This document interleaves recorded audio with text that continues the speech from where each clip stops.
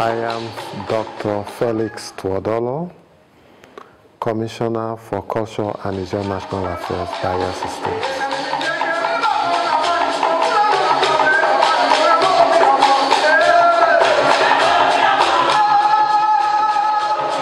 It happens that in the past, the culture of the Ijaw man has not been taken seriously by government. It has not been in the front burner, but this government, being a government of restoration, have decided to create not just a bureau, a full-fledged ministry for culture and Ijaw national affairs. This is to restore the culture of the Ijaw man, promote the culture of the Ijaw man, and make the people, the Ijaw people, to be aware of their culture, to bring back those values and shared beliefs that are no longer there. So it's there to restore the culture of the Ijaw man.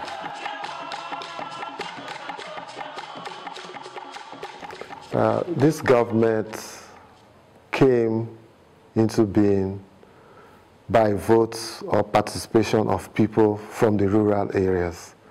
They massively voted for this government, and therefore most of our activities and programs are also intended to spread to the rural areas. And looking at it, the rural areas bear or sustain the culture of the people more than the urban areas. In the urban cities like Yenegua and so forth, we've lost most of our culture. Meanwhile, the rural areas have some, or they've been able to sustain some of them.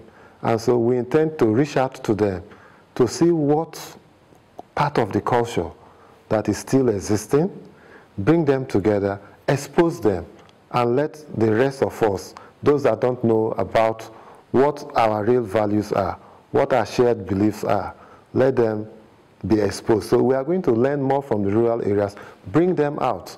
We thought of some programs, and sometimes it's very funny. We thought of a program called a cooking competition, so to say, but we call it the Kekefia competition, where we want to see all our traditional dishes being cooked. And now we are not going to bring professionals like you to come and be judges in such cases.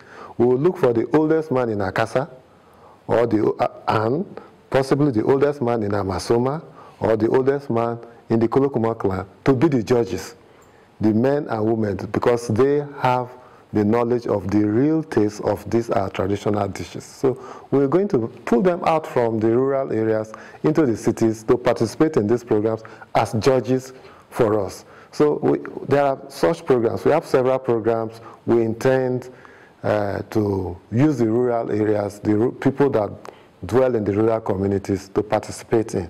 In that sense, we are reaching out to them. They are part of becoming part of the restoration of our culture that is so depleted in the urban areas. Culture will be the building block for tourism.